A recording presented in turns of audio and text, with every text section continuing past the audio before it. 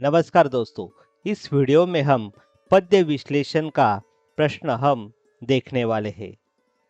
ये प्रश्न आपको 10वीं की बोर्ड परीक्षा में 6 मार्क्स के लिए पूछा जाता है। तो आइए देखते हैं। पहले हम देखते हैं भारत महिमा इस कविता के बारे में। निम्नलिखित मुद्दों के आधार पर पद्य विश्लेषण कीजिए। कौन से हैं वो मुद्दे?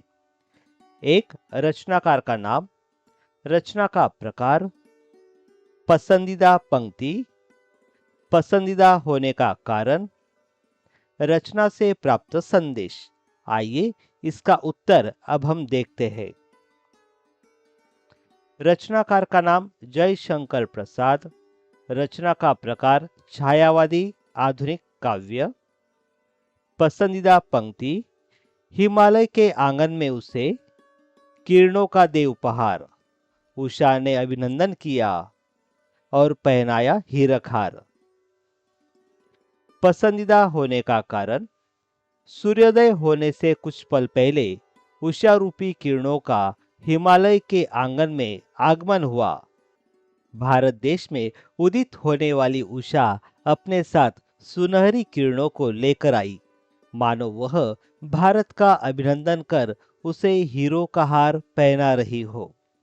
इसमें कवि ने मानवीकरण अलंकार के माध्यम से भारत की प्रकृति सुषमा का जो मनोहारी वर्णन किया है वह अद्भुत व अतुलनीय है। अंततः यह पंक्तियां मुझे अत्यंत प्रिय है।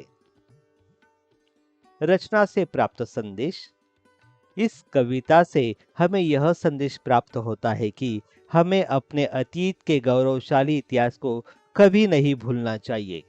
हमें अपने देश पर गर्व होना चाहिए और इस पर अपना सर्वस्व न्योछावर करने के लिए सदैव तत्पर रहना चाहिए। कृषक का गान। निम्नलिखित मुद्दों के आधार पर पद्य विश्लेषण कीजिए। रचनाकार का नाम, रचना का प्रकार, पसंदीदा पंक्ति, पसंदीदा होने का कारण, रचना से प्राप्त संदेश। रचनाकार का नाम कवि दिनेश भारद्वाज, रचना का प्रकार आधुनिक सामाजिक काव्य, पसंदीदा पंक्ति चिन निज बलहीन, उर्वरा कर डालता जो। विद्यार्थी अपनी पसंदीदा काव्य पंक्ति लिख सकते हैं। पसंदीदा होने का कारण, उपर्युक्त पंक्ति में किसान की दुर्दशा का वर्णन किया गया है।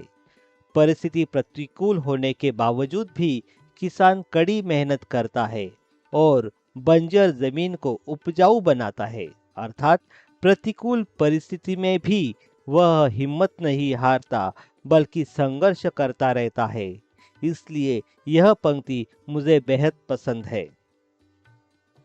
रचना से प्राप्त संदेश, किसान हमारे देश का अन्नदाता है, परंतु आज वह जीवन की मूलभूत सुविधाओं से वंचित है। हमारा यह कर्तव्य है कि हम सब भारतीय एकत्रित होकर किसान को उसका खोया सम्मान एवं प्रतिष्ठा स्थापित करके रचनात्मकता की ओर एक अभियान चलाएं। धन्यवाद।